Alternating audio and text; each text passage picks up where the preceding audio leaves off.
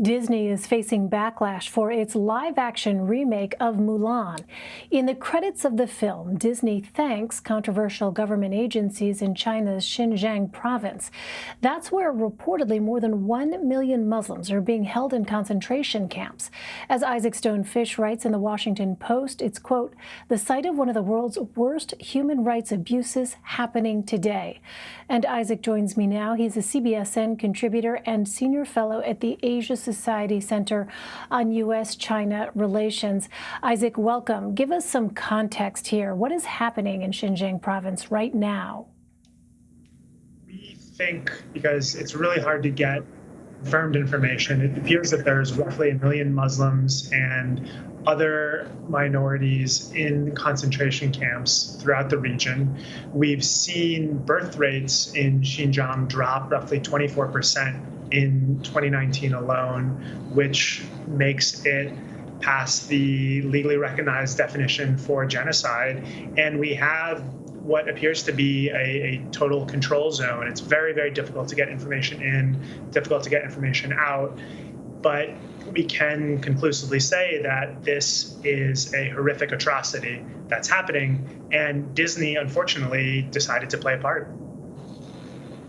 Well, in your piece, you also write, quote, Disney has endeavored to please Beijing. Isaac, what's the backstory here, and do we know why the company chose to film in that particular area? In 1997, a year before the first Mulan came out, Disney released the film Kundun, Martin Scorsese film about the life of the Dalai Lama.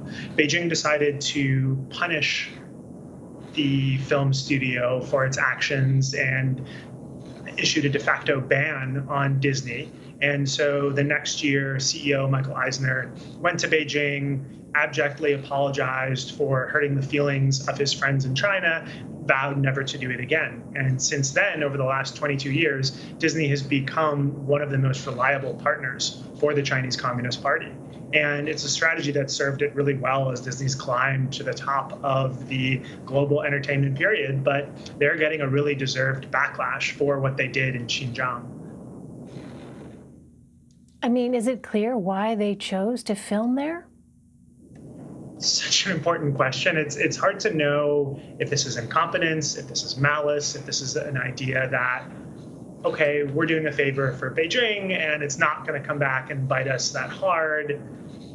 We really don't know. The scenes that seem like they were from Xinjiang are not scenes that had to be unique to Xinjiang. There are other parts of China, other parts of the world that they could have easily filmed those scenes. So it remains baffling. Disney's strategy so far has been to keep quiet.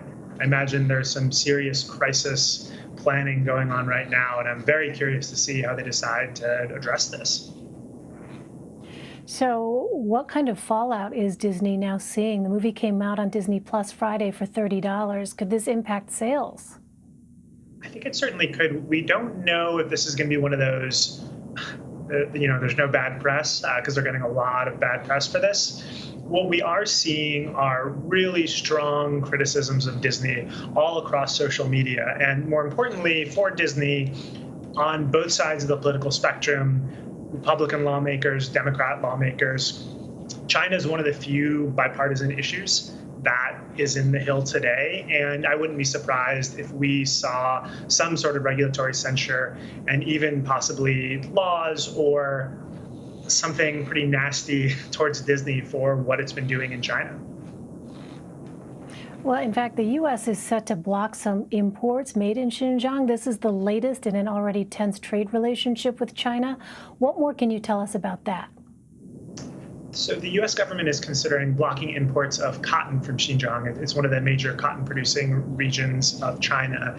And this is another way that the U.S. government is seeking to remind American companies and global companies that doing business in a region that is committing such terrible atrocities could have some real business effects. And so far, what they're doing with Xinjiang doesn't have that much of an implication for what entertainment companies like Disney is doing, except for this strong ethical piece. But Disney's risk management team better be very aware that a lot more could come down the pipeline that would be really, really harmful to their business. And how exactly has China responded to the allegations of human rights abuses in Xinjiang? They've employed a two-part strategy. One is sort of a shrug human rights abuses. These are training camps, and we're reducing extremism, and we're giving these people a better life. And the other one is a more subtle strategy of distraction and amplifying voices of people who are, say, critical of the United States or critical of U.S. human rights abuses, or sort of the rhetorical analogy of, oh, yes, we've done some bad things, but you guys had slavery for hundreds of years, so who are you to criticize? We're going to continue to follow the fallout to see what else may develop. Isaac Stonefish for us. Isaac, thank you very much.